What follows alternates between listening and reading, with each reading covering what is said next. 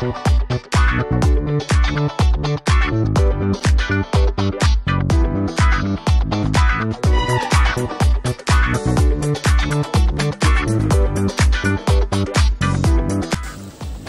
pagi Indonesia, salam gotong royong. Salam gotong royong. Hari pagi ini kita kedatangan narasumber yang punya sejarah. Kita di sini ngingetin kita ada di Pink 9 Cafe di daerah Bintaro bersama saya dengan Bang Soleh. Bang Soleh ya. Salam kenal Bang. Oh ya. Berarti saya nggak bisa bohong lagi dong, maksudnya kita udah kenal lama maksudnya. Ternyata baru kenalan. Sering ketemu ya. Sebenarnya kita harusnya bertemu tahun 90-an ya. Harusnya. Dengan Isafis. Tapi dijodohkan ketemu saya. Ini Bang Soleh backgroundnya di Isafis bersama Bang Faisal Motik. Ya, jadi kalau tadi kita ingat kalau Bang Faisal Motik itu Bang Ical cuma satu, kita dimarahin terus ya. Tapi bermanfaat malah. Godfather-nya Menteng. Nah, kalau Godfather Menteng semua, jadi sebelum jadi ASN, lika-liku jadi ASN udah ketahuan nih gayanya Menteng ya. Jadi pejabat ya. Nongkrong sama Bang Ical gitu ya. Kan kalau di tempatnya Bang Ical, ini pejabat ini begini, pejabat ini. Jadi kita udah punya gambaran ya. Kalau misalnya Bang. Iya. Wah, ini bos kita tuh bakalan seperti ini gitu ya. Oke, Bang Soleh ini adalah penulis buku ASN Menulis. Ya, Bang. Jadi backgroundnya ASN. Udah berapa tahun Bang sebagai ASN? Saya itu Bang Mukti kebetulan masuk ASN itu PNS ya dulu. PNS? Berarti udah lama banget ya? Tahun 98. 98? Jadi setelah reformasi ya teman-teman mungkin ya masih berbenah teman-teman. Saya melamar di Sekretariat Negara. Seknek. Alhamdulillah diterima ya sampai sekarang. Jadi saya sekarang di kantor Wapres, Wapres ya. Di Asda Politik Hukum dan Otonomi Daerah. Tapi memang buku ini adalah pribadi, tidak ada kaitannya dengan kantor. Sebelum kita bicara tentang buku, itu masuk ke Seknek itu akses Isafis atau akses yang mana? Enggak pakai akses. Murni. Gitu kan, gitu. Jadi memang murni tes ya biasa wawancara. Alhamdulillah mungkin dijodohkan diterima di sana. Tapi kan zaman tahun segitu kan jadi PNS tidak menjadi menjadi pilihan. Memang kalau menurut saya Bang Mukti ya, orang-orang dulu mungkin ya periode tahun 70-80 itu orang nggak tertarik jadi PNS. Iya, gaji kecil. Tapi hemat saya ya, periode tahun 90 setelah reformasi ya, tahun 2000 orang semakin tertarik. Ya, termasuk generasi milenial ini kita gitu kan. Jadi minat menjadi PNS ASN sekarang itu tinggi? Ya kalau mau saya tinggi karena kan setiap ada pembukaan pelamarnya cukup banyak kan ya. Iya. Jadi ya masih salah satu alternatif yang menggiurkan ya. Lebih aman lah jadi ASN ya dibandingkan jadi pegawai swasta. Iya. Nyaman. Nah, jadi berlatar belakang Isafis. Sebenarnya kalau Isafis ada efeknya nggak sih jadi Isafis masuk ke Seknek?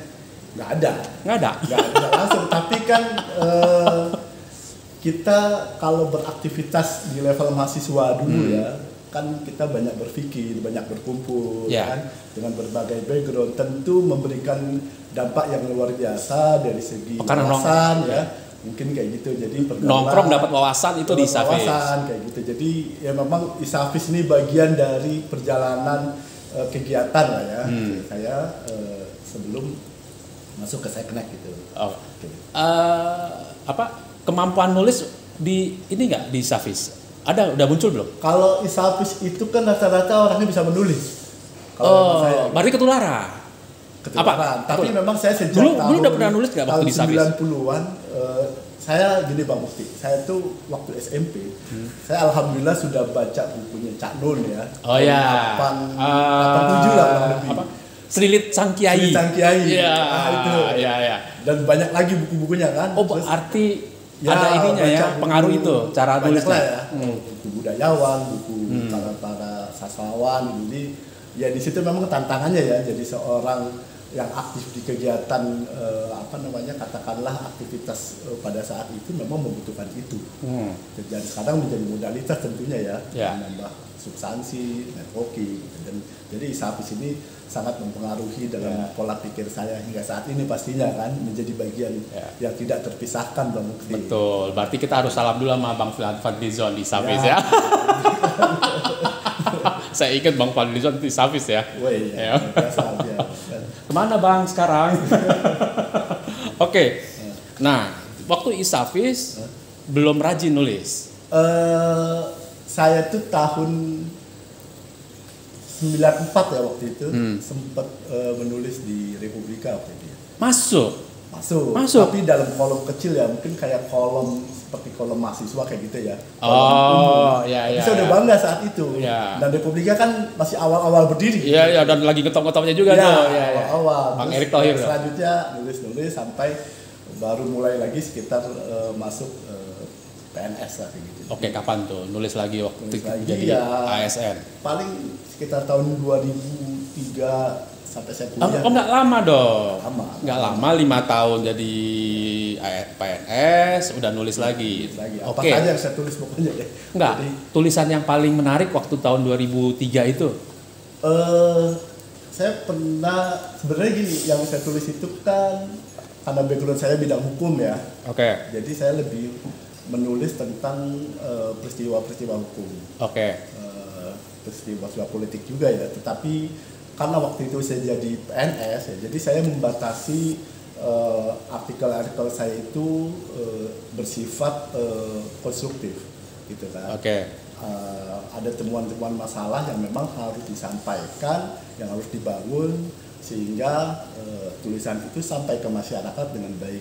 Ya, artinya ada perspektif hukum dari non ASN. Menyampaikan aja literasi kepada masyarakat, misalnya tentang saya dulu nulis politik hukum perda anti pornografi di Tangerang saya itu. Itu kan dulu rame ya tahun 2005 itu.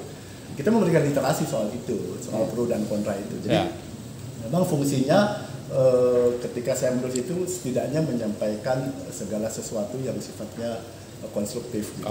Itu saja Bang. 98 masuk, 2005 nulis. Kalau nulis-nulis kecil mah beberapa ada ya, tapi mulai aktif lagi sekitar tahun 2005. Berarti 7 tahun menjadi ASN. Udah jadi namanya ASN apa belum itu 2005? ASN itu mungkin sejak perubahan undang-undang ASN ya, istilah ASN itu. Sebelumnya PNS. Jadi 7 tahun sebagai PNS itu dikategorikan PNS awal apa masih junior atau sudah middle? Masih junior. Artinya masih junior. Ya masalah. Itu namanya rendah hati ya. Masih junior. Berarti levelnya masih banyak di atas ya. Masih jauh. PNS kecil lah. PNS kecil. Tapi kalau mau ngobrol sama Pak Wapres tunggu dipanggil, berarti nggak bisa langsung datang lah. Nggak mungkin. Saya hanya membantu aja. Pak Maruf, ini mana nih Soleh? Nggak mungkin loh ya nyari-nyari Mang Soleh ya. Junior. Waktu kalaman menjadi junior terus nulis atmosfer orang-orang PNS junior itu sebenarnya banyak orang pinter nggak sih? Ya, saya melihat fenomena sekarang ya ASN muda terutama. Kita bicara. Mereka memang dari kampus ya, jadi kaum intelektual lah bisa saya katakan. Artinya mereka punya kebiasaan menulis tentunya. Setidaknya mereka menulis untuk laporan kedinasan. Karena mereka harus bikin telan staff, memo gitu kan, katakanlah executive summary, laporan-laporan. Mirip-mirip proposal ya kalau executive summary. Executive summary itu ya mungkin ringkasan yang sifatnya kebijakan ya. Jadi kan beragam jenis tulisan kedinasan itu. Rata-rata para ASN itu pertama yang ASN substansi tentu sudah menguasai itu. Jadi saya melihat memang para ASN ini sudah memiliki kemampuan sebenarnya. Punya kemampuan menulis. Pertanyaannya, kemampuan menulis yang kita bilang sebagai ASN atau PNS yang muda, kayaknya yang jago-jago yang di pusat ya. Kalau di daerah-daerah gimana? Iya, sebenarnya dengan gini Bang Mukti, saya mesti menjelaskan soal penyetaraan dari struktural ke fungsional. Oh, kan itu terjadi kapan? Itu kurang lebih tahun tahun 2000-an lah ya. Tahun 2000-an. Mulai peran ASN. Sebenarnya fungsional sebelumnya sudah ada, tetapi fungsional analis kebijakan itu kurang lebih awal tahun 2020. Nah di situ saya udah mulai cerita buku saya nggak apa-apa ya. Nggak apa-apa. Di situ mulai ada tantangan bagi seorang analis kebijakan selain menulis kedinasan juga menulis karya tulis ilmiah. Karya tulis ilmiah itu termasuk salah satunya adalah menulis policy brief, policy paper, dan termasuk polisi kebijakan menulis di media massa.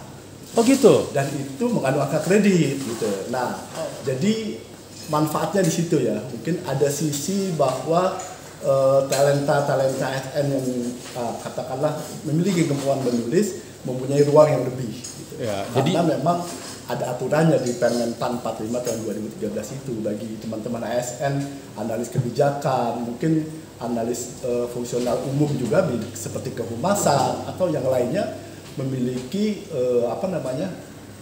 kesempatan untuk menulis dan itu mendapatkan angka kredit. Nah ini menjadi trigger. Oke. Selain tentunya menulis untuk bagi ASN itu bermanfaat, memberikan literasi pada masyarakat, ya kan, memberikan pencerahan. Bahkan bisa membantu kebijakan pemerintah gitu sebenarnya. Pendukung propaganda. Ya, tanda petik lah seperti itu. Jadi mereka bisa membantu kebijakan pemerintah menyampaikan secara baik dan tepat kepada masyarakat. Jangan netizen cuma baca kritik doang, nggak ngerti background. Teman-teman tentu memiliki data yang katakanlah valid, gitu kan, dan bisa menyampaikan. Dan tapi itu pilihan, Bang. Ya. Pilihan. Maksudnya pilihan bagi pembaca netizen. ASN mampu menulis di media massa dengan memperoleh angka kredit gitu misalnya. Dan tentu selain itu dampaknya luar biasa ya bagi seseorang itu sendiri ya. Tentu dia punya kapasitas lain selain mampu bekerja secara operasional di kantor. Gitu. Ya. Jadi pilihan-pilihan. Kan gini, menulis buku itu kan mengulang apa yang kita pahami ya, kita kuasai. Artinya kan sebenarnya menulis itu juga istilahnya mengulang keahlian kita. Artinya kan gini, kalau diulang-ulang dia jadi ahli. Bener. Jadi nggak gitu kan? ada tulisan itu yang langsung selesai. Nggak ada. Oke.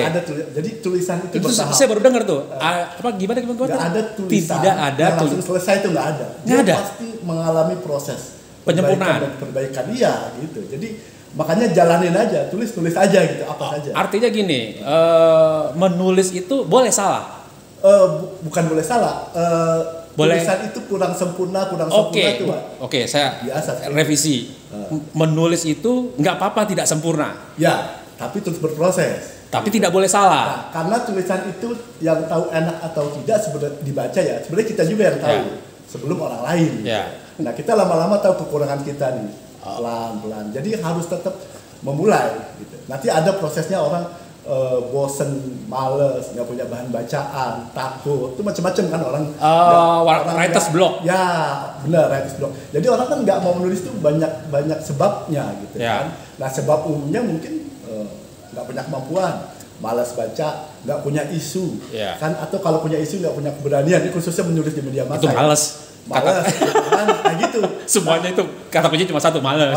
Tapi nggak berlaku buat ASN. Semua juga kita. Nah buku saya ini kan nggak hanya buku buat ASN ya. Buku ini nggak punya buat ASN, tapi secara umum boleh buat publik. Punya tradisi itu. Nah khususnya kalau pasar jangan, kalau bukunya tentang ASN, pasarnya ASN jangan ngambil. Bisa. Kalau teman-teman ASN baca buku saya, ya alhamdulillah menambah literasi. Buku-buku tentang menulis itu kan banyak ya. Banyak. Nah, tapi kan ada momentum yang ada yang saya bikin novel, ada bikin ini. Tapi itu khusus ASN menulis artikel opini di media massa itu memang selayaknya harus dapat tempat. Karena selama ini Bang Mukti yang mampu menulis seorang ASN menulis kan level-level tinggi ya. Misalnya level dirjen, eselon 1 yang memang mereka sudah punya kapasitas. Yang kedua mungkin tingkat eselon 2 yang juga punya kapasitas. Atau ASN dosen gitu kan.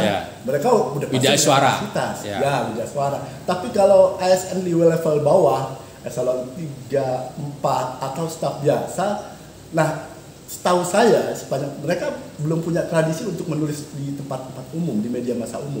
Tapi ini kalau saya jadi dirjen ketemu saya panggil Bang Soleh sini gitu, saya mau nulis numpang tulisan ente, boleh dong? Jangan. Nggak boleh ya. Walaupun bos. Kan dia harus kemampuan individu sendiri ya. Bos kan lebih pintar dari saya gitu kan. Nah itu makanya ini ada kesempatan. Arti budaya menulis nggak boleh numpang otak orang. Ya, bisa. Nggak boleh. Harus profesional dan profesional gitu kan. Karena pertanggungjawabannya pribadi. Ya. Gitu. Karena gitu. Ya. Jadi ASN yang paling bawah harus melatih diri menulis, memperbaiki diri, otaknya diencerin lagi. Ya. Begitu dia jadi dirjen, dia lebih pintar. Dia udah mendapatkan berbagai leveling ya. Pasti yakin bisa. Harus bisa tuh ya. Harus. Enggak, pengalaman lah. Kita bicara pengalaman deh. Kan dari 2005 nulis sebagai junior. Nulis penyempurnaan, bisa mengalahkan rasa malas. Pertanyaannya, emang makin pinter kalau dari 2005 nulis terus 2003 emang Bang Soleh lebih pinter di tahun 2005 dibandingkan 2005? Ya, pengalaman loh kita bicara. Ya setidaknya memang orang itu kan ditempa dengan pengalaman ya, dengan bahan bacaan dan lain-lain. Gitu. Dipaksa untuk cari bahan bacaan. Pastinya rasanya harusnya ya sudah meningkat. Enggak, saya kan nggak bicara orang lain, saya bicara pengalaman. Harusnya sudah meningkat. Meningkat ya, lebih pintar. Makanya kan sekarang kandidat S3. Oh iya. Maksudnya itu untuk ini mendukung aja gitu. Mendukung. Karena bidang saya memang hukum. Kan, jadi ya saya sambil kuliah berarti. Oke, bicara mengenai gini, saya tahu banget budaya kerjanya ASN lah ya. Diberi kesempatan. Ya.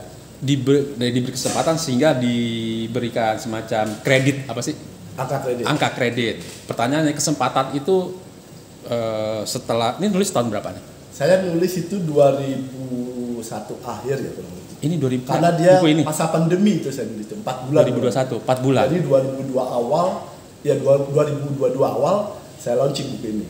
Jadi setahun. Setahun. Ya cepet lah setahun ya nulis. 6 bulan. 6 bulan. Menulisnya 4 bulan kurang lebih, sama cetak kurang lebih 6 bulan. Ya, cepet lah. Jadi satu buku.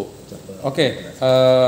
Ya tadi kesempatan sudah diberikan.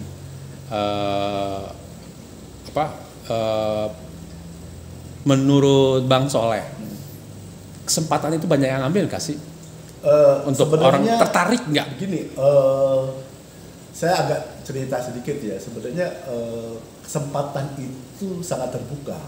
Yeah. Karena satu, menulis itu hak asasi. Ya kan? Siapa saja boleh menulis. Benar kan? Bukti apa lagi kan? Udah pasti menulis gitu kan. Yang kedua, ya kan, kebetulan mereka punya status atau jabatan gitu ya di kantor pemerintahan. Artinya mereka lebih memiliki peluang. Oke. Yang ketiga, mereka berkesempatan menunjukkan kemampuan secara profesional dengan bahan bacaan dan data yang ada. Profiling. Ada profiling. Nah, apa yang mereka kuasai tentunya lebih dari masyarakat umum, gitu kan. Karena sehingga apa yang ditulis rasa-rasanya dengan memiliki data dan analisis yang tepat, masyarakat akan terbantu. Ya, gitu. ya. Kalau seorang ASN menulis kan ibaratnya menurut saya kayak humas pemerintah ya. Ya. Dia membantu kebijakan pemerintah. Gitu. Ya. Tapi kan soal keberanian dia menulis di opini umum itu kan hal lain. Gitu. Itu ada proses lain yang harus memberanikan diri. Soal berani atau tidak kembali ke individu, tetapi kesempatan itu dibuka luas. Gitu. Sepanjang dia taat kepada etika dan sumpah jabatan ASN. Itu kata kuncinya. Gitu. Jadi sumpah jabatan, etika dan sumpah jabatan sebagai ASN dan itu sumpahnya. Ya. Gitu. Karena dia harus loyal kepada negara. Loyal kepada negara. Iya, ya. Nah, kan artinya gini, kesempatan itu ada. Ya tadi belum dijawab juga sih. Kesempatan itu banyak nggak para ASN itu mengambil? Kalau di level yang saya perhatikan ya, itu tentu banyak. Booming bahkan. Booming. Jadi, sekarang ini kan sebenarnya para ASN itu juga menulis selain kedinasan, mereka ada menulis fiksi, ya kan, cerpen atau apa gitu kan. Mereka juga menulis puisi bahkan gitu banyak sekali gitu. Cuma menulis di opini umum, di artikel opini memang mungkin masih terbatas. Karena gitu. Tadi ada apa rambu-rambu itu yang mungkin sebenarnya rambu-rambu itu kan dalam konteks justru tantangan ya, Pak Mukti ya, tantangan untuk kita berhati-hati. Tapi meskipun berhati-hati bukan berarti kita menjadi dibatasi, bukan. Gitu. Oke. Yang penting kan kemampuan kita untuk mendayagunakan pemikiran kita tertuang dalam tulisan tentang isu tertentu sehingga masyarakat terbantu lah memahami kebijakan-kebijakan kementerian, lembaga atau pemerintah daerah secara lebih leluasa gitu. Jadi dan itu relatif ya, tidak mengandung hoax gitu. Artinya gini, sebenarnya kalau ASN menulis itu sebenarnya tujuannya untuk antisipasi hoax. Ya sebenarnya bisa begitu ketika kita menyajikan data yang tepat ya, data yang otoritatif gitu kan, dan itu seperti itu. Apalagi kan kalau dikirim ke redaksi pasti kan ada kata-kata kontrol ya dari redaksi itu ada kontrol gitu. Pertama tulisannya menarik atau tidak, aktual atau tidak gitu. Walaupun isi tulisan itu dikembalikan ke penulis gitu. Tapi setidaknya dengan kekayaan data yang dimiliki seorang ASN itu menjadi bekal utama gitu. Karena dia mengakses data lebih mudah. Mungkin ya meskipun akses data itu kemana-mana saja bisa ya, masyarakat secara umum, tetapi dengan penguasaan suatu substansi substansi permasalahan yang dibidanginya, dia tentu lebih leluasa untuk menyampaikan secara gagasan. Oke, artinya gini, sebuah perusahaan media massa dia membuat perpustakaan data sendiri, gitu. Baru wartawan mereka, reporter mereka, jurnalis mereka melakukan tulisan tentang opini berdasarkan data mereka. Ini ASN punya data yang lebih lengkap. Ya, pastinya seperti itu. Iya kan, bener kan? Kan? Kita mengambil kesimpulan seperti itu ya. Artinya gini dong, peran ASN bisa aja lebih superior dibandingkan jurnalis atau reporter yang ada di media massa kalau kita bicara opini. Oh iya. Kan kalau kesempatan mencari data itu kan semua orang punya kesempatan yang sama sebenarnya gitu. Tetapi bukan menunjukkan hal superioritas sebenarnya kan. Itu versi saya, nggak apa-apa dong. Menilai seperti itu. Setidaknya dia mempunyai gagasan tentang itu. Gagasan baru kalau bisa ya tentang itu sehingga masyarakat tercerahkan, enlightening, gitu kan. Tadi saya bilang. Tercerahkan. Ya gitu. Jadi pada saat itu banyak sekali bahkan sampai sekarang ini sudah terbuka ya. Kita misalnya bicara gini, di Kementerian Pertanian, ASN Pertanian sebenarnya punya harta karun tentang masalah-masalah yang harus bisa disampaikan. Iya, dengan kanal-kanal media sosial sekali bisa gitu. Jadi ini kan tradisi ya, kebiasaan ya.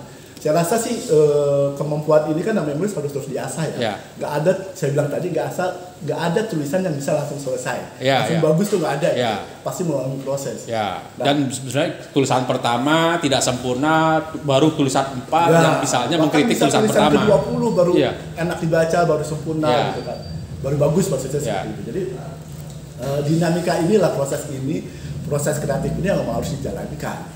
Kata kuncinya sebenarnya kan kreatif. Kalau nggak menjalani proses kreatif memang agak berat. Terutama dari segi bahan bacaan, kebiasaan berdiskusi, mendengarkan orang, menonton menyaksikan talk show, segala pembicaraan diskusi itu menjadi kekayaan teman-teman ya sesungguhnya itu. Kita bicara realitasnya di gini. Saya mau nanya apakah nggak realitas gini bahwa proses kreativitas itu kan butuh suatu waktu yang kosong lah ya, waktu yang jeda gitu kan. Sedangkan kalau misalnya di level yang sudah madya ke atas kan mereka waktunya kan sangat sempit. Nah, proses kreativitasnya gimana? Kalau soal waktu semua diberi Tuhan sama 1 kali 24 jam. Iya. Kan berarti sama, semua dikasih waktu. Tapi kan bagaimana berkemampuan untuk membagi itu. Kan kadang-kadang memang itu kendala. Yang saya dalam itu ada hambatan menulis itu ada. Salah satu nggak punya waktu. Nggak punya waktu. Kalau nggak punya waktu betul, nggak ada suatu karya. Gimana caranya menyikapi tidak ada waktu, pengalaman? Ya kalau saya pribadi ya memang mencuri waktu untuk menulis ya. Menarik istilah mencuri waktu untuk menulis. Selain menyelesaikan pekerjaan-pekerjaan kantor atau kedinasan itu, memang paling kita harus mengalah di soal jam tidur. Gitu.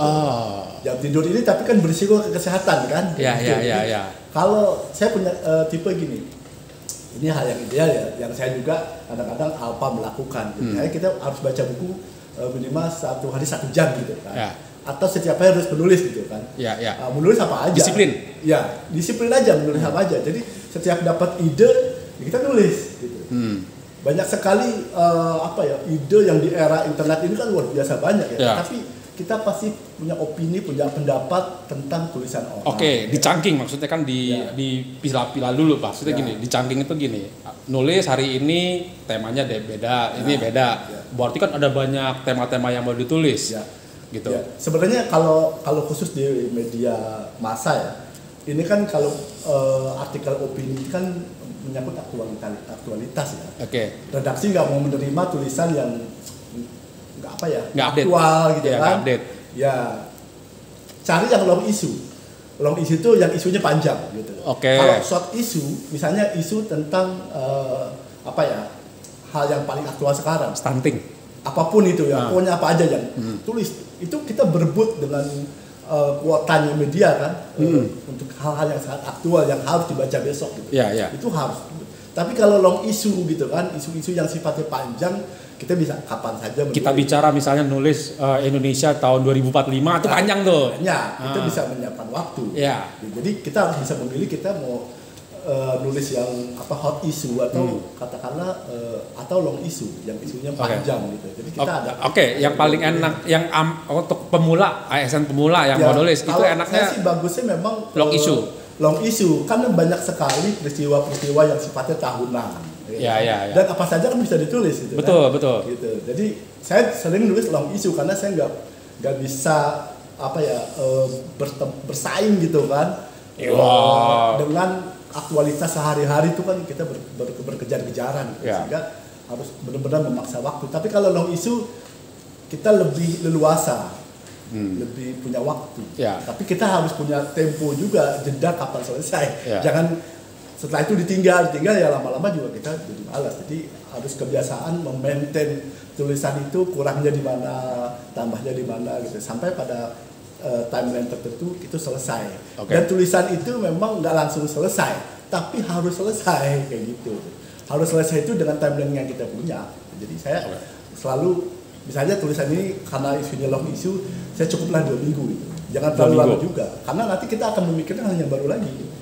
Oh gitu, dipaksa untuk menulis hal yang baru lagi. Ya kan harus begitu terus ya. Kalau memang orang yang produktif, kan seperti itu. Kalau saya kan ya nggak juga produktif gitu, karena ada pekerjaan-pekerjaan lain, Mbak Mukti. Gitu. Ini dua pertanyaan. Pertanyaan pertama yang harus nyambung gini. Berapa jumlah kata, berapa halaman kalau setiap hari kita mau disiplin? Kalau sebenarnya apa saja bisa ditulis, minimal lah. Tidak harus bagus ya untuk katakanlah database kita gitu. Kalau saya itu minimal 700 kata. 700 kata, 2 halaman lah ya? Satu setengah halaman. Ya, 1,5 sampai 2 atau maksimal 1000 lah. Ukuran media kan seperti itu. Jadi tapi kalau benchmarknya opini di media itu, jadi 1000 sampai ada yang 1200 juga. Jadi kita punya hal apa saja, kerangka-kerangka yang mau ditulis itu, jadi kan lebih mengetahui. Dan di sini lengkap di buku ini bagaimana kiat-kiatnya itu. Karena kita udah di era yang disruption, udah nggak pakai tangan, nggak pakai itu, enaknya pakai apa tuh kalau nulis? Bawa laptop kan berat. Ya kalau nulis kan bisa di mana? Kita kan tiap hari ngeliat handphone.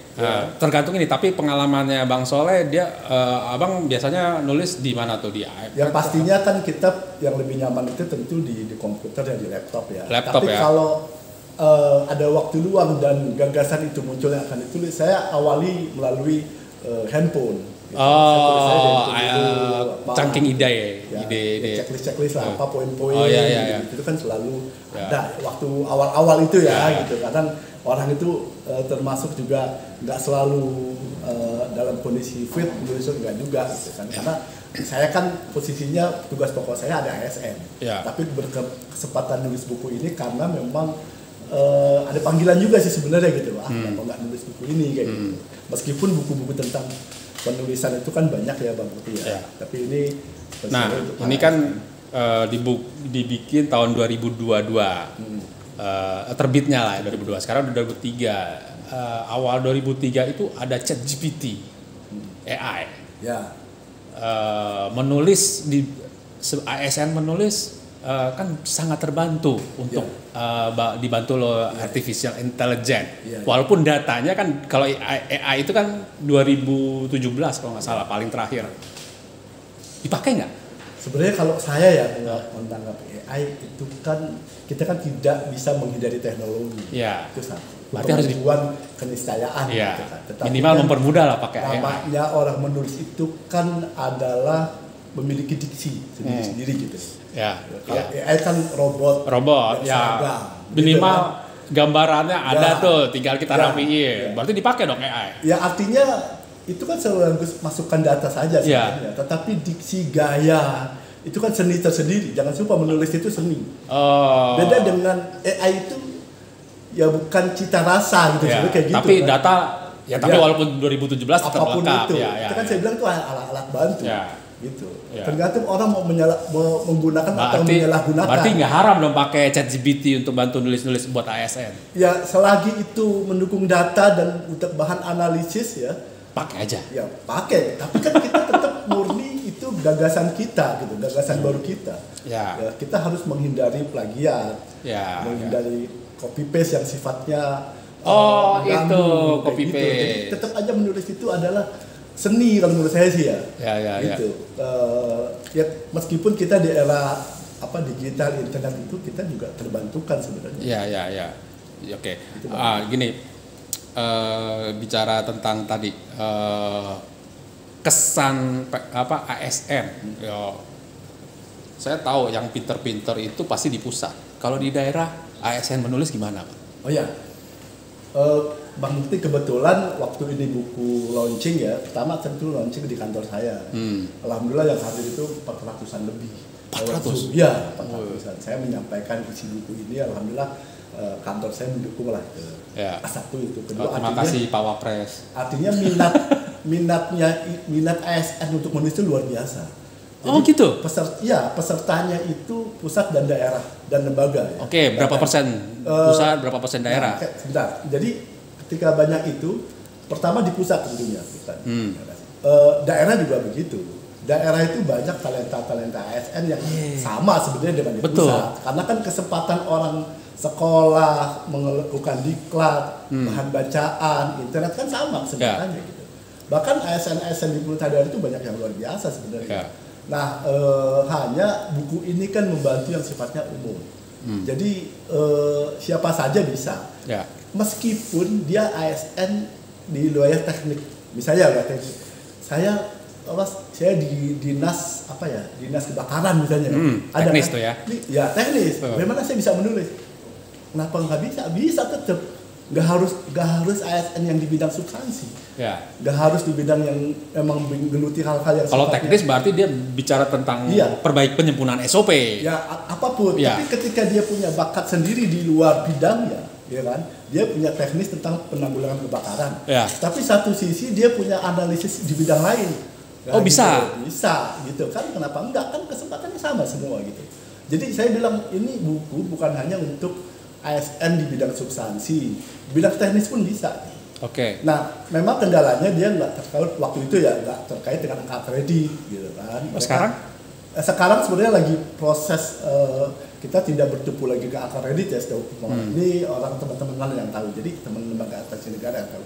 Jadi setahu saya tidak lagi berdasarkan angka kredit yang dupak lah. Gitu. Jadi rewardnya apa kalau yang dinas teknis? Kalau reward pertama kalau dia mengetahui ilmu yang bidang yang dikuasai lebih di gagasan baru, tentu kan mendapat apresiasi dari unitnya. Profiling diri. Pasti dong. Kalau misalnya dia punya kiat-kiat bagaimana penanggulangan kebakaran lebih optimal itu misalnya ya, atau di dinas dinas teknis lainnya gitu kan, mereka kan punya ide gagasan yang terlalu baru gitu.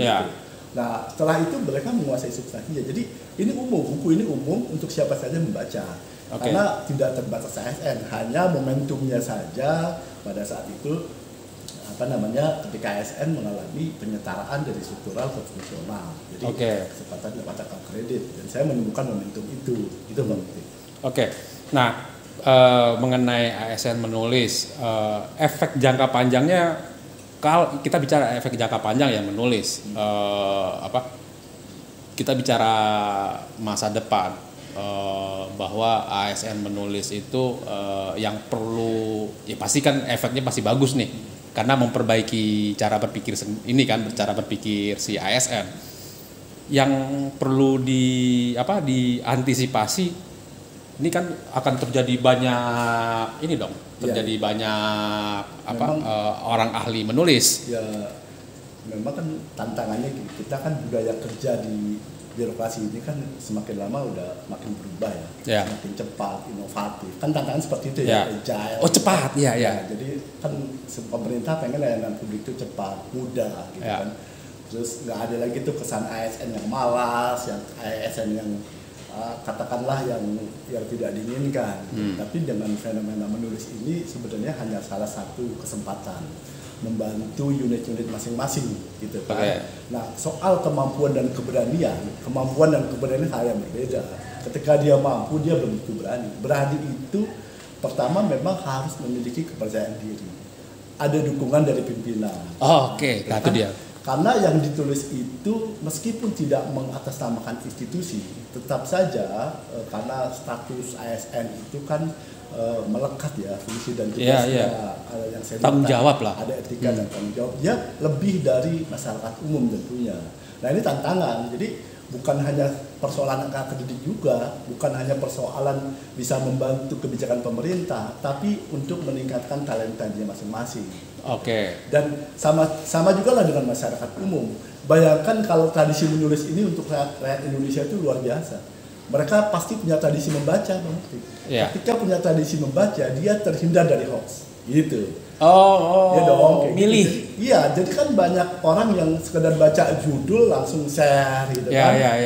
Tanpa membaca lagi. Itu Gen X sama Boomer itu. Jadi kan itu kan salah satu tantangan kita. Dan salah satu fungsi sosialisasi buku ini kan menghindari bagaimana orang tidak mudah percaya dengan jadi sebuah gini, nulis. Keahlian nulis artinya mempertajam keahlian untuk membaca. Kalau keahlian membaca artinya dia milih-milih dong. Ya, pasti dia punya daya kritis gitu loh. Mempertanyakan sumbernya gitu kan. Di era sekarang katakanlah kan pasti orang mau mudahnya saja kan. Ya kayak istri saya tuh kemarin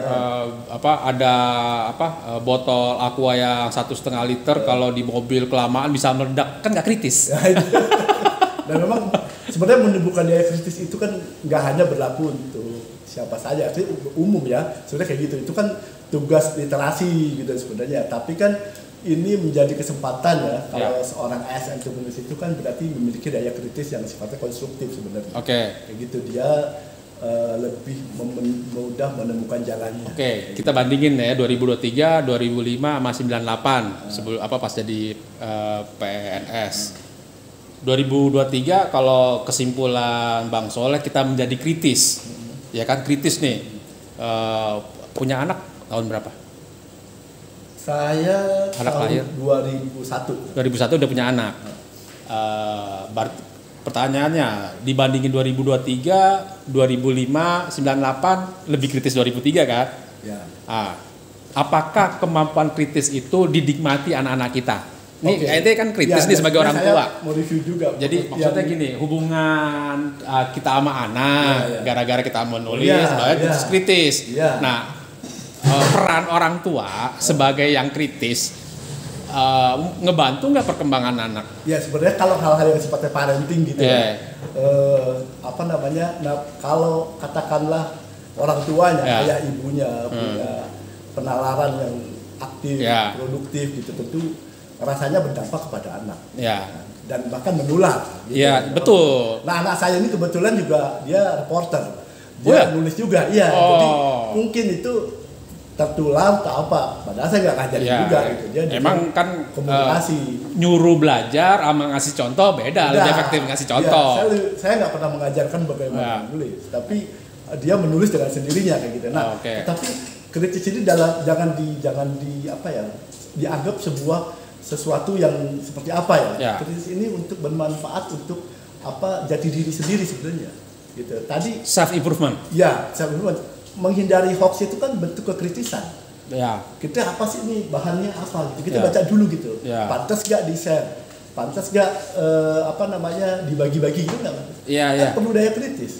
Gitu. Kalau kita nggak punya daya kritis, kita punya mudah dipengaruhi. Mudah ikut-ikutan. Nah, gitu. Tetapi kritisnya seorang ASN tentunya harus konstruktif. Dia membantu institusinya, membantu pemerintah, gitu kan. Ya kalau memang sifatnya ada hal-hal kebijakan yang memang harus diangkat dan diperbaiki, nggak apa-apa ditulis. Gitu. Dengan bahasa-bahasa. Apakah harus minta izin sama pimpinan? Kalau menulis itu kan sifatnya individu. Individu. Dia harus meyakinkan dirinya sendiri bahwa tulisannya itu bermanfaat, konstruktif. Pertama datanya harus valid, harus benar. Kalau tentu harus aktual juga kalau bisa karena untuk mendukung. Yang ketiga gagasannya. Jadi nggak ada hal yang bermasalah karena selama ini tradisi menulis di ASN itu sudah terjadi sejak lama yang dilakukan oleh ASN dosen itu. Bedanya mereka punya kemerdekaan karena di dunia kampus. Kan? Nah, itu tantangannya yang gitu, kan, itu kan berbeda. Berbeda kalau di dosen itu kan akademiknya memang itu dan mereka punya tradisi kebebasan ilmiah. Nah, di ASN ini ada kebebasan ilmiah juga untuk mendukung kebijakan. Gitu. Kalau kita juga punya forum-forum untuk menyampaikan gagasan sifatnya internal ada juga. Gitu. Jadi nggak serta-merta kita berbeda pendapat, enggak. Dan sekarang ya alhamdulillah ya para pimpinan kita ini kan khususnya di Kementerian Lembaga sudah sangat terbuka ya dengan kebaruan. Lebih open lah sekarang ya.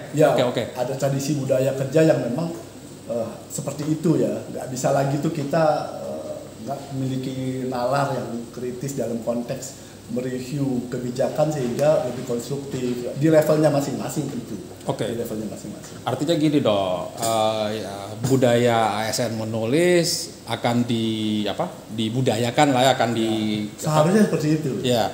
Artinya kan nanti akan banyak SDM di kementerian yang pinter-pinter gitu. Kayak gini, Bang. Misalnya siap nggak pimpinan? Saya rasa kalau udah budaya kerja sudah jauh berubah ya. Saya merasa karena seorang pemimpin di ASN juga kan melalui proses tes, seleksi dan mereka mengalami dinamika itu. Saya merasa sih mereka udah open minded, terbuka bahkan mendukung. Gak ada curiga nih mau ngelewatin gua gitu. Ya harusnya sih enggak ya. Saya yakin enggak karena memang sudah terbuka gitu. Nah, ini kan justru membantu sebetulnya, membantu dalam skala yang lebih kecil terhadap isu tertentu. Karena kita bikin nggak hanya ini Bang Mukti, nggak hanya artikel opini, tetapi di dalam kita bikin policy brief. Nah, policy brief itu kan juga bisa di-share keluar ya, bisa dibikin jurnal, bisa juga. Jadi luar biasa sekarang kesempatan itu menulis untuk bagi seorang pemimpin. Kalau di dunia akademis ada jurnal ilmiah. Kalau kita juga ada sebetulnya. Tapi bukan jurnal ilmiah, jurnal kebijaksanaan. Jurnal ilmiah juga. Kita bisa nulis jurnal ilmiah itu bisa. Bahkan sampai level jurnal ilmiah di kementerian. Iya. Ada. Saya ada jurnal internasional. Karena S3 ya gitu juga. Dan mungkin teman-teman yang lain juga menulis standar Sinta, Scopus mungkin ada. Apalagi teman-teman yang di BRIN ya, memang peneliti gitu kan, mereka kan punya keharusan seperti itu. Nah, justru jadi ini bukan hal yang baru sebenarnya. Saya hanya memperkuat aja gitu loh. Kalau membuka awareness lah ya. Kesadaran baru bahwa ini ada kesempatan loh. Kalau dulu tuh dapat angka kredit, dulu juga lebih percaya diri gitu kan dalam konteks literasi ya. Gitu. Juga mengasah kemampuan substansi masing-masing. Kan bidangnya masing-masing. Mengasah substansi masing-masing maksudnya. Kalau misalnya Bang Mukti ini ahli teknik ya, insinyur misalnya. harus mengasah diri terus. Saya ahli hipnosis. Saya ahli hipnosis berarti saya ngerapiin kemampuan hipnosis saya gitu ya. Yang artinya terus mencari dan mencari gagasan gitu. Nah, gitu. Juga, gitu. Bidang hukum ya kan saya gitu. Setiap ada peristiwa hukum, mau nggak mau tantangan ya, idealnya nih harus mencermati ini perkembangan aktualnya kayak gitu.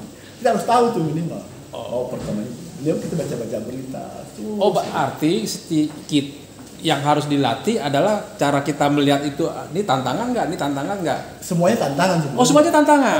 Beda dong. Enggak, segala maksudnya gini. Ini kan Bang Sol yang ngomong. Pemberitaan terkait bidang kita.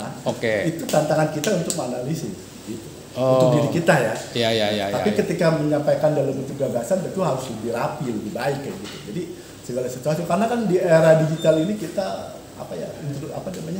di era yang seperti ini kita nggak tahu ya yang mana hoax, yang mana apa, dan itu kita rapikan benar.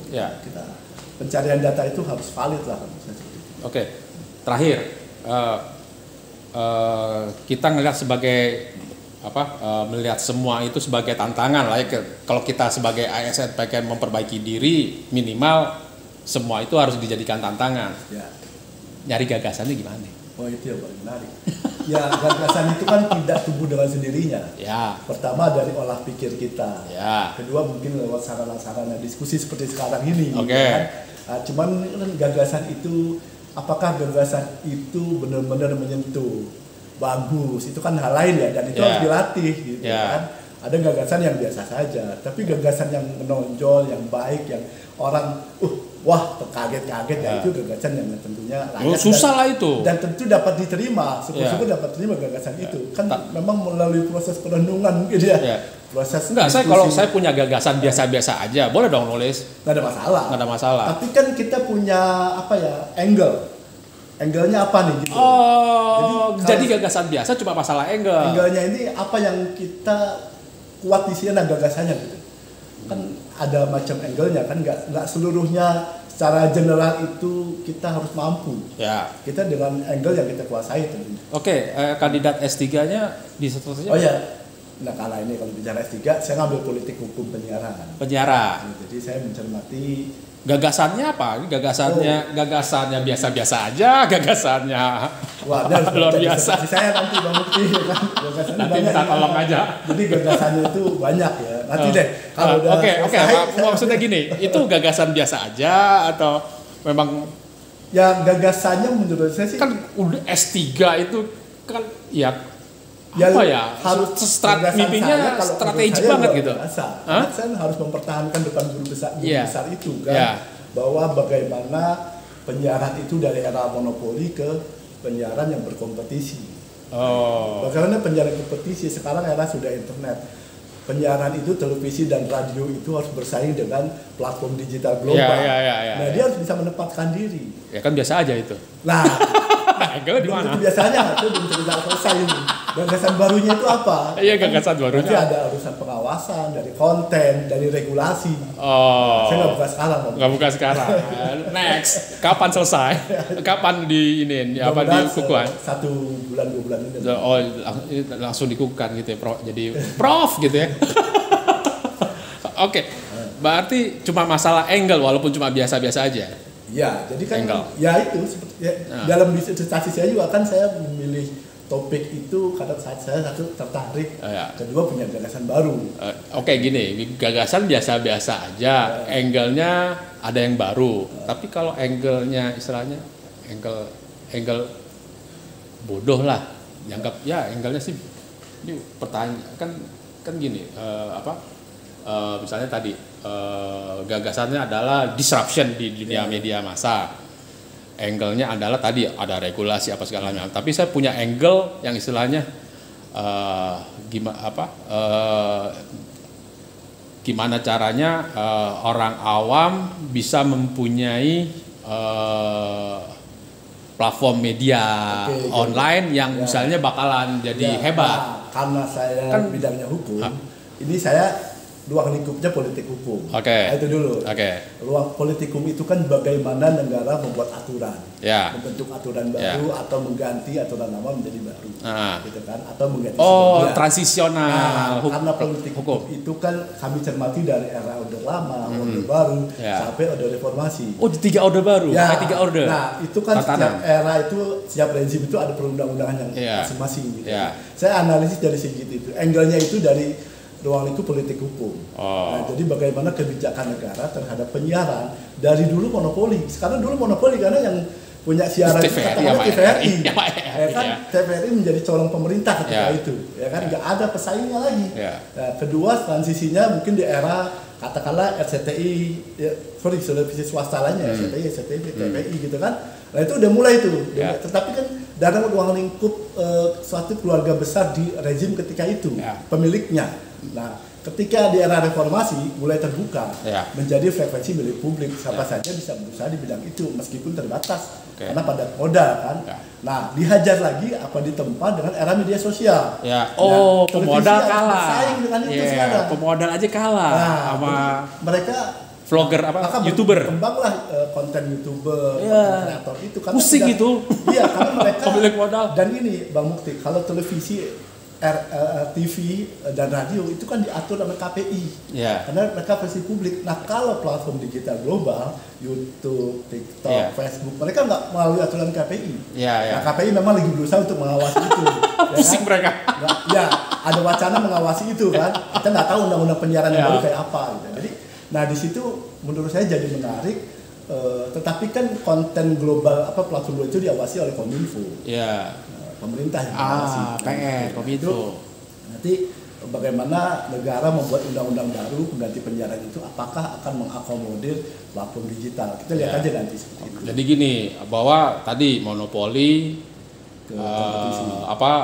kompetisi, terus kemudian super bebas gitu kan, penuh dengan hoax. Terus saya mau nulis nih, boleh dong ide saya gimana caranya semua media massa dimonopolikan lagi oleh negara. Boleh dong, walaupun salah. Menurut Bang Soleh, era itu udah tidak memungkinkan. Gitu. Karena media massa nasional kan dilindungi. Saya punya argumentasi sendiri. Undang-undang penyiaran, kan dilindungi gitu, dan itu negara ya. Jadi, berarti kalau saya nulis bahwa semua media massa online berita dimonopoli negara, pasti nggak bisa dijalankan karena ada undang-undangnya. Kalau menulisnya di media massa online yang berbasis internet, tentu kan pengawasannya lewat undang-undang ITE itu kan. Tapi kalau menulisnya di media massa nasional yang tunduk kepada undang-undang pers atau penyiaran, yaitu domainnya tentu pemerintah dan DPR tentu penyiaran. Penyiaran. Tapi kalau yang Mbak Mukti maksud jadi monopoli lagi, penyiaran saya udah memungkinkan. Frekuensi milik publik, tapi memang usaha di bidang penyiaran itu terbatas. Dia nggak bisa orang modal sedikit, modalnya besar sekali kan. Jadi tetap aja pelaku penyiaran itu orang-orang tertentu saja yang pada modal. Walaupun kalah sama YouTuber akhirnya kan dia bersaing melalui kontennya kan. Konten itu menjadi tantangan tentunya gitu. Selain juga TV itu kan merupakan alat propaganda kan. Kepentingan usernya yang pemiliknya kayak gitu. Jadi era sekarang ini tentu media massa nasional termasuk televisi itu harus berhadapan dengan platform digital global. Itulah menariknya di situ, mungkin salah satu menjadi kajian disertasi saya. Siap. Artinya gini, semua orang kalau kita bicara endingnya, semua orang harus bisa beropini lah ya. Jadi jangan cuma nge-sharing aja. Kalau opini cuma satu, baca dulu gitu. Jadi kan memang menulis status dengan beropini kan beda. Kan gini, kalau tadi menulis status itu kan forward konten. Tapi kan kalau menulis artikel opini itu dia tidak memenuhi unsur-unsur artikel itu kan. Jadi hati-hati gitu. Ada rekomendasi. Beda dengan kita menulis status di media sosial. Artinya gitu, peran dan tugas tanggung jawab ASN, membudayakan ASN menulis berat juga ya. Sebenarnya tapi saya lebih ringan karena nggak ada beban, karena kan prinsipnya menulis itu adalah kebebasan asasi kita ya satu. Kedua, memang bagi ASN itu bukan dijaga ya, sebenarnya kita justru dilindungi oleh undang-undang ASN itu sendiri dan tentu peraturan tentang disiplin ASF. Itu untuk melindungi kita juga sebenarnya di dalam konteks karena kan kita juga memiliki kewajiban ya terhadap negara lah. Kewajiban itu. Ya, menjaga ini sih yang saya tulis sebenarnya hal-hal yang sifatnya ideal ya. Nggak semua orang juga tertarik sebenarnya kan kayak gitu. Ya. Dari berapa 4 juta ASN itu ya paling berapa sih ASN yang menulis gitu kan. Jadi kayak gitu. Jadi kan tetapi meskipun sedikit tetapi kan ini menjadi atmosfer gitu kan bagi teman-temannya gitu ya, untuk bergiat kan gitu intinya kayak gitu. Jadi nggak harus semua juga dan itu kan menyangkut kemampuan gitu dan itu keberanian juga. Jadi saya ngambil kesimpulan sebenarnya PR yang perlu diselesaikan adalah bahwa peran ASN untuk membangun budaya berpikir yang lebih kritis lagi dan budaya ASN untuk self improvement itu yang perlu ditingkatkan. Tapi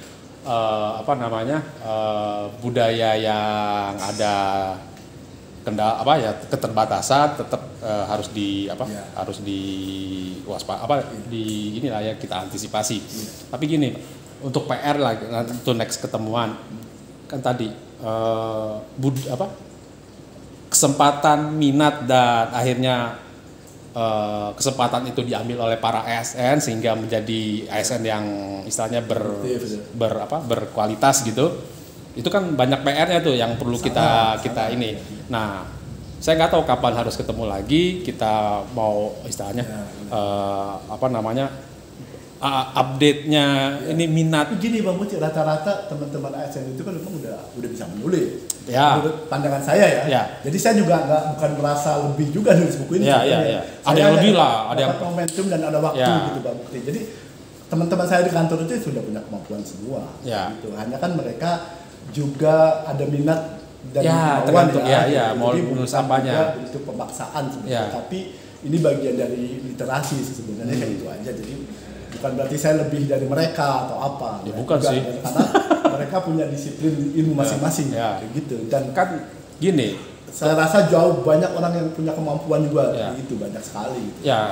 Saya sih paham maksudnya waktu kita nulis kita tahu kekurangan kita dalam hal gagasan yang kita masukkan sebenarnya banyak kurang. Jadi kita mengetahui kelemahan dan kekurangan kita, jadi nggak mungkin misalnya merasa lebih hebat, nggak mungkin gara-gara menulis gitu. Menulis itu bukan hanya proses kreatif, ada proses renungan. Bahkan AS Rasana itu, senior kita itu dia bilang nulis itu sebagian dari meditasi. Iya betul. Jadi saya pernah di IG saya tuh kalau Bang Muti follow nanti di sini tulisan quote aja. Gitu ya, quote nggak harus bagus ya, ada garing juga atau melatih. Oh ini bagus, ada yang lucu, ada humor, ada yang serius, itu tidak ada masalah. Hanya melatih biar kita tuh punya kalau otak itu kan kayak pisau katanya kan, kalau nggak dipakai tumpul gitu kan, gitu kan, seperti itu. Jadi itu pilihan semua. Menulis kan tadi menulis, pasangan masih membaca. Kalau udah bisa jago menulis, membaca ya nggak sombong, nggak mungkin jadi orang sombong gitu. Dan belum artinya nggak ada orang yang bisa menulis tanpa membaca yang baik. Seorang menulis yang baik adalah pembaca yang baik, orang pendengar yang baik, orang pendiskusi yang baik. Jadi dan orangnya pasti welcome terhadap perubahan, wacana, gagasan, dan dia selalu ingin membaur.